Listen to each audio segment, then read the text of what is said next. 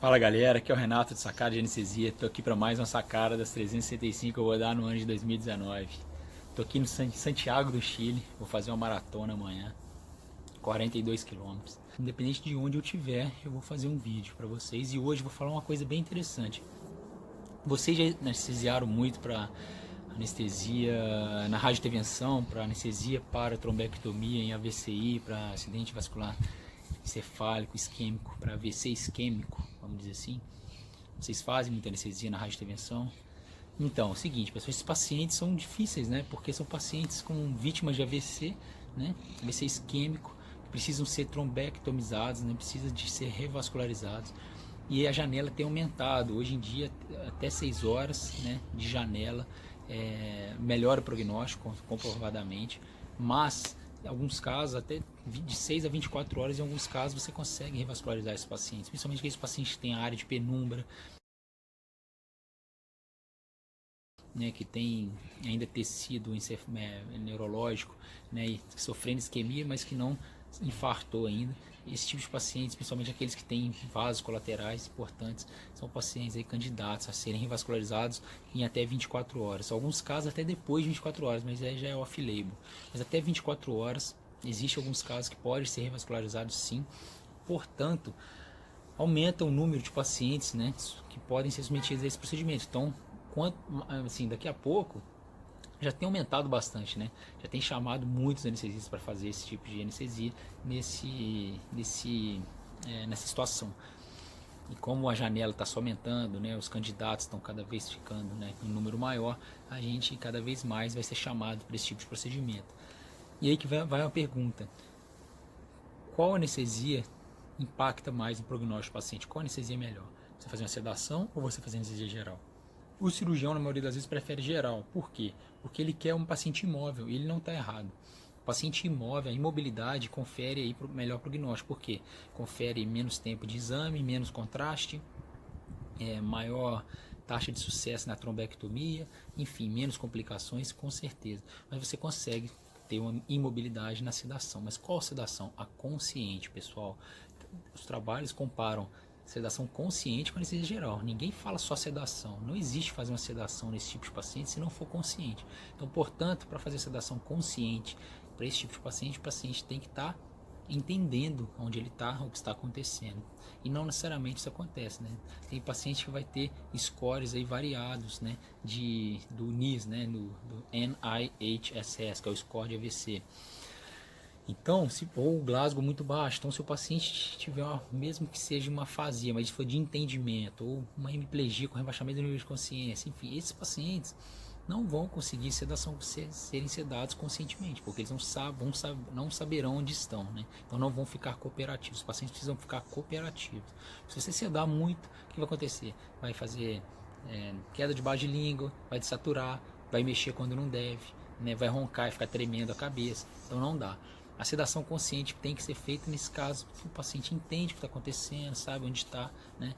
E mesmo em estômago cheio, a sedação consciente é importante ela ser feita justamente para proteger aí, o paciente de uma broncoaspiração. Então, se você faz uma sedação consciente, você previne aí broncoaspiração, porque o paciente está consciente, se mesmo se regurgitar, ele não vai broncoaspirar. Ótimo. Os franceses, por exemplo, gostam muito de anestesia geral, fazem anestesia geral com bloqueio neuromuscular bem profundo, com hipnose o mínimo possível para manter o bis aí até entre 40 e 70. Mas enfim, pessoal, como eu faço? Eu faço, se o paciente tem condição de entender, né, de saber o que está acontecendo, ficar cooperativo, eu faço a sedação bem leve, consciente, tá?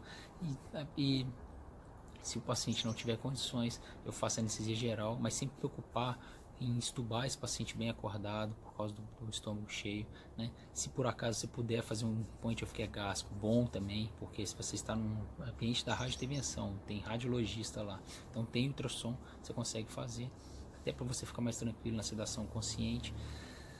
E na anestesia geral, eu, por exemplo, uso remifentanil só, faço anestesia tópica, laringotraqueal, que é a periglótica, faço um bloqueio neuromuscular mais profundo para conferir imobilidade e hipnose o mínimo possível. Se eu tiver o bis, eu uso o bis. Se não tiver, eu garanto uma hipnose aí já na indução, e o alvo que eu consegui na indução eu mantenho durante todo o procedimento. Eu engato uma noradrenalina de cara na indução e durante o procedimento inteiro. Por quê, pessoal? Os artigos mostram que o que vai mais influenciar na morbidade, no desfecho, é a pressão elevada, tem que manter uma pressão elevada, e o que a anestesia geral pode causar é mais hipotensão. A noradrenalina tem que ser utilizada justamente para você manter essa pressão mais alta. E o receio de todo mundo com a anestesia geral é mais hipotensão, pior o prognóstico desses pacientes. Por mais que os cirurgiões gostem da anestesia geral porque dá mais imobilidade, enfim, mais segurança, entre aspas, mas se você conferir uma anestesia geral num procedimento que não dói, não tem estímulo cirúrgico, a chance de ter hipotensão é maior. Então, o mais importante de tudo isso é o controle da pressão e se preocupar na extubação com o estômago cheio. Se mandar o paciente entubado aí, pode ter certeza que tem que mandar para uma UTI. Os pacientes precisam ser reestubados o mais rápido possível para conferir aí a facilidade de exame neurológico no pós-operatório, vamos dizer assim, pós-trombectomia, tá? E aí tem uns trabalhos interessantes. Em 2015 surgiu um trabalho bem interessante, uma meta-análise e estudo de revisão, só que só observacional, não tinha ensaios clínicos. Talvez este seja um grande viés dessa meta-análise, mostrando que a sedação consciente era melhor que a anestesia geral.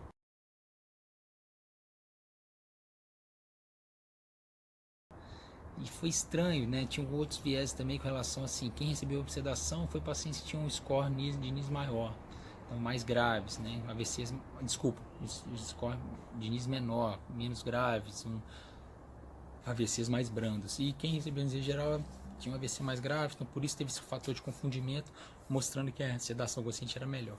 E daí veio outros estudos mostrando que um chinês mostrando que não teve diferença depois, em 2018,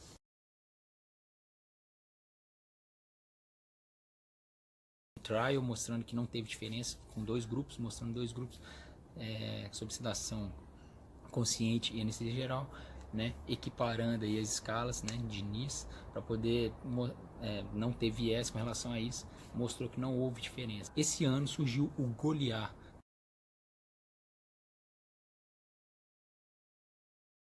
que é um trial também com mais de 120 pacientes, separando em dois grupos com anestesia geral e sedação consciente, pessoal, mostrando que não teve diferença também, nem em tempo de procedimento, em número de contraste, de chance de sucesso, riscos de sangramento e transformação hemorrágica, mortalidade, nada disso. Então, pessoal, é o seguinte, moral da história, o que é importante é manter uma pressão mais alta e fazer a melhor anestesia para aquela situação, desde que você mantenha uma pressãozinha alta, que não faça cause hipóxia e se confira uma imobilidade para o cirurgião poder fazer, o radiointervencionista fazer o procedimento. Se você faz uma sedação consciente, o paciente mexe para lá e para cá, atrapalha o procedimento, aumenta o risco. Se você faz anestesia geral e não controla a pressão, faz hipotensão, também aumenta o risco, né?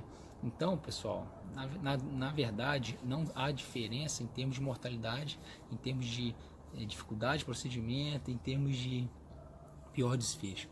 O que importa é você ter um cuidado de imobilidade e aumentar a pressão desses pacientes para conferir uma maior perfusão cerebral. Hoje em dia, né, tá cada vez mais comum você achar artigos e discussões sobre o papel da anestesia no desfecho pós-operatório. E com esses trabalhos que eu mostrei não é diferente, mostrando que, tentando mostrar se a anestesia, o tipo de anestesia confere aumento de mortalidade, ou pior ou maior ou melhor desfecho.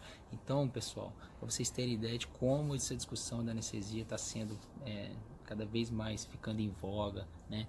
Então, assim, o papel do anestesista está cada vez ficando mais importante. A gente tem muita repercussão, a gente consegue aí causar a gente consegue melhorar o desfecho dos pacientes, a gente consegue mudar o prognóstico desses pacientes, tá?